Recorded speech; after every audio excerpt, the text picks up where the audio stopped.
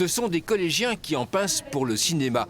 Encadrés par un vidéaste, ils apprennent à filmer tout en découvrant l'univers carcéral de la prison Montluc.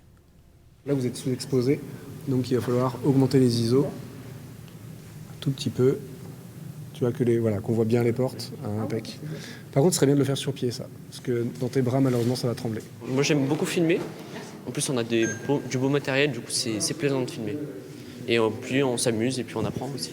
Donc, c'est vraiment bien. Leur objectif, un documentaire sur l'évasion d'André Devigny depuis sa cellule de la prison lyonnaise en 1943.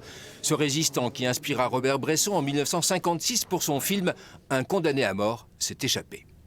Là, on est sur la partie vraiment documentaire. Et en fait, la difficulté d'un documentaire, et surtout de ce qu'on est en train de faire, c'est c'est pas forcément encore les plans qu'on va utiliser. Donc on fait au plus large, on prend le plus de matière possible, les plans des plus larges au plus serrés.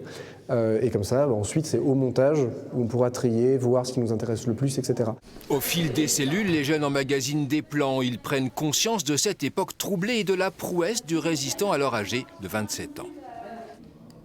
Je suis un peu étonné de me dire que je suis dans cet endroit où il y a ce gars qui est incroyable, qui a passé du temps ici. C'est ici qu'il a vécu, qu'il a créé son plan. Ça me rappelle aussi qu'il n'a pas été le seul dans cette cellule et qu'il y en a eu d'autres qui sont passés par là mais qui n'ont pas eu la même chance que lui.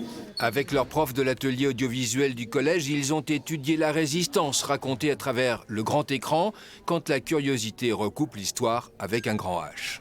Ils vont tourner une fiction, ils tournent un documentaire, ils écrivent le script, ils font les costumes, ils apprivoisent l'histoire de la prison Montluc, ils connaissent par cœur la vie d'André Devigny et puis maintenant ils maîtrisent bien Robert Bresson et son cinéma. Ils ont traversé tout le long du toit jusqu'au bout, ils sont descendus au bout du bâtiment cellulaire, donc c'est vers l'entrée de la deuxième cour de promenade. Cette séquence sur le toit les attire. En attendant, nos cinéastes en herbe sont à fond, couchés s'il le faut pour la beauté de la contre-plongée parfaite.